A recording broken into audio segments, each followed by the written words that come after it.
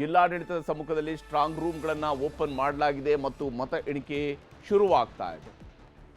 ಚನ್ನಪಟ್ಟಣದಲ್ಲಿ ಇವತ್ತು ಯಾವ ಸ್ವರೂಪದಲ್ಲಿ ಗೆಲುವನ್ನು ದಾಖಲಿಸಿಕೊಳ್ಳುವುದರಲ್ಲಿ ಯಶಸ್ವಿಯಾಗುತ್ತಾ JDS ಅನ್ನುವಂತಹ ಕುತೂಹಲವೂ ಕೂಡ ಇದ್ದೇ ಇದೆ.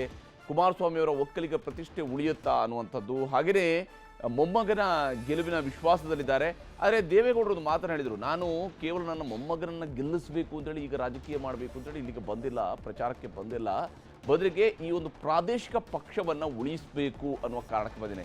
ಇದು ಎಕ್ಸಾಕ್ಟ್ಲಿ ಇದೇ ವಿಚಾರವನ್ನು ನಾವು ಆರಂಭದಲ್ಲಿ ಕೂಡ ಹೇಳ್ತೀವಿ. ಯಾಕಂದರೆ ದೇವೇಗೌಡರಿಗೆ ಮೊಮ್ಮಗನ ಗೆಲುವಿನ ಜೊತೆಗೆ ಇರುವಂತಹ ಬಹಳ ದೊಡ್ಡದಾದಂತಹ ಪ್ರಶ್ನೆ ಏನು ಅಂತ ಹೇಳಿದರೆ JDSನ ಭವಿಷ್ಯ. ಒಂದು ವೇಳೆ ಚನ್ನಪಟ್ಟಣದಲ್ಲಿ ದೇವೇಗೌಡರ ಮಾತನ್ನೇ ನಾವು ಇನ್ನೊಂದು ಸ್ವರೂಪದಲ್ಲಿ ಅದನ್ನು ನೋಡ್ತಾ ಹೋದಾಗಲೇ ಗೋಚರಿಸುವಂಥದ್ದು, ಒಂದು ವೇಳೆ ನಿಖಿಲ್ಗೆ ಸೋಲಾಯಿತು ಅಂತ ಹೇಳಿದರೆ ಅದು JDSಗೆ ಎದುರಾಗುವಂಥ ಅತಿದೊಡ್ಡ ಹಿನ್ನಡೆಯಾಗುತ್ತೆ. ಮೈತ್ರಿಯಲ್ಲಿ JDSನ ಪ್ರತಿಷ್ಠೆಗೂ ಕೂಡ ಬೀಳುವಂತಹ ಅತಿದೊಡ್ಡ ಪೆಟ್ಟು ಆಗಿರುತ್ತೆ. ಈ ಎಲ್ಲ ಕಾರಣಕ್ಕಾಗಿಯೇ ದೇವೇಗೌಡರು ಕಂಪ್ಲೀಟ್ ಎಫರ್ಟನ್ನು ಹಾಕಿದ್ದಾರೆ.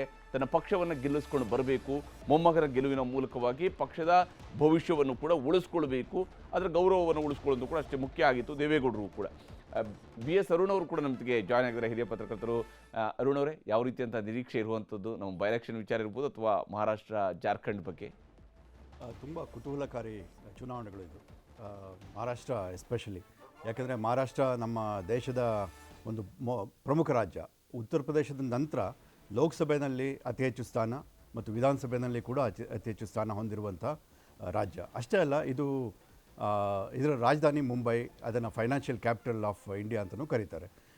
ಇದ್ರ ಜೊತೆಗೆ ಮಹಾರಾಷ್ಟ್ರ ನೀವು ಹಿಸ್ಟಾರಿಕಲಿ ನೋಡಿ ಅಥವಾ ಸಾಂಸ್ಕೃತಿಕವಾಗಿ ನೋಡಿ ಅಥವಾ ರಾಜಕೀಯವಾಗಿ ನೋಡಿ, ಎಲ್ಲದರಲ್ಲೂ ಒಂದು ರೀತಿಯ ಮುಂಚೂಣಿಯಲ್ಲಿ ಇದ್ದಂಥ ಒಂದು ರಾಜ್ಯ. ಆದರೆ ಕಳೆದ ಕೆಲವು ವರ್ಷಗಳಿಂದ, ಕಳೆದ 5 ವರ್ಷಗಳಲ್ಲಿ ವಿಧಾನಸಭೆಯ ಚುನಾವಣೆ ಆದ ನಂತರ 2019ರಲ್ಲಿ ಆದ ನಂತರ ಅಲ್ಲಿಂದ ಅನೇಕ ರಾಜಕೀಯ ಬೆಳವಣಿಗೆಗಳು ಒಂದು ರೀತಿಯ ಜನರಿಗೆ ಒಂದು ರೀತಿಯ ಕಳವಳಕ್ಕೆ ಉಂಟು ಮಾಡಿದೆಯೇನೋ ಅಂತ ನನಗನ್ಸುತ್ತೆ. ದೇವೇಂದ್ರ ಫಡ್ನವೀಸ್ ಕೇವಲ 80 ಗಂಟೆಗಳ ಕಾಲ ಮಾತ್ರ ಮುಖ್ಯಮಂತ್ರಿ ಆಗಿದ್ದರು.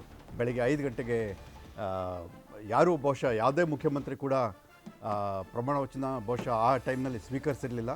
ಇವರು ಒಂದು ರೀತಿಯ ರೆಕಾರ್ಡ್ ಮಾಡಿದರು. ಆಮೇಲೆ ಪಕ್ಷಗಳು ಹೋಳಾಯಿತು. 3 ಜನ ಮುಖ್ಯಮಂತ್ರಿಗಳಾದರು, 5 ಜನ ಡೆಪ್ಯೂಟಿ ಉಪಮುಖ್ಯಮಂತ್ರಿಗಳಾದರು, 2 ಪಕ್ಷಗಳು ಹೋಳಾಯಿತು, 3 ಜನ ರಾಜ್ಯಪಾಲರು ಚೇಂಜ್ ಆದರು.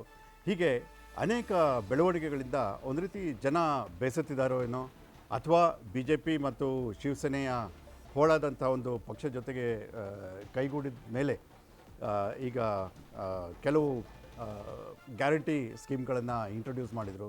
ಲಾಡ್ಕಿ ಬಾಹಿನಿ ಯೋಜನಾ ಅಂತ ಒಂದು, ಆಮೇಲೆ ಇದು ಟೋಲ್, ಮುಂಬೈಗೆ ಬರುವಂಥ ವಾಹನಗಳಿಗೆ ಟೋಲ್ ತೆರಿಗೆಯಿಂದ ವಿನಾಯಿತಿ, ಈ ಥರ ಕೆಲವು ಕಾರ್ಯಕ್ರಮಗಳನ್ನು ಕೊಟ್ಟರು.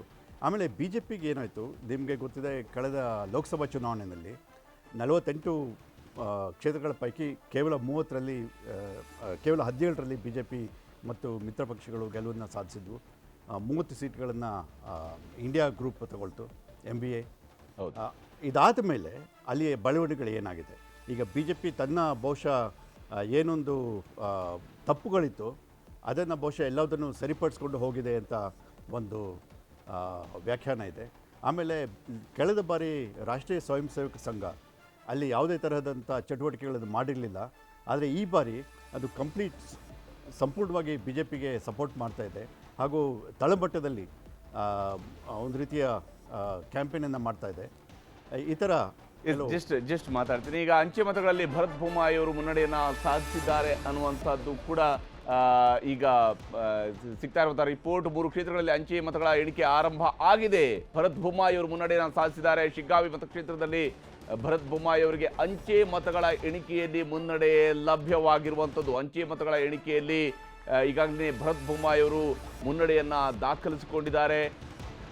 3 ಕ್ಷೇತ್ರಗಳ ಅಂಚೆ ಮತಗಳ ಎಣಿಕೆ ಕಾರ್ಯ ಆರಂಭ ಆಗಿದೆ. ಶಿಗ್ಗಾವಿಯಲ್ಲಿ ಭರತ್ ಬೊಮ್ಮಾಯಿ ಅವರು ಮುನ್ನಡೆಯನ್ನು ಸಾಧಿಸಿದ್ದಾರೆ. ಶಿಗ್ಗಾವಿಯಲ್ಲಿ ಭರತ್ ಬೊಮ್ಮಾಯಿ ಅವರು ಅಂಚೆ ಮತಗಳಲ್ಲಿ ಮುನ್ನಡೆಯನ್ನು ಸಾಧಿಸಿದ್ದಾರೆ. ಆರಂಭಿಕ ಮುನ್ನಡೆ BJPಗೆ ಸಿಕ್ಕಿದೆ. ಶಿಗ್ಗಾವಿ ಮತಕ್ಷೇತ್ರದಲ್ಲಿ ಬೊಮ್ಮಾಯಿಯವರು 2008ರಿಂದ ಸತತವಾಗಿ 4 ಬಾರಿ ಗೆದ್ದಿರುವಂತಹ ಕ್ಷೇತ್ರ ಇದು.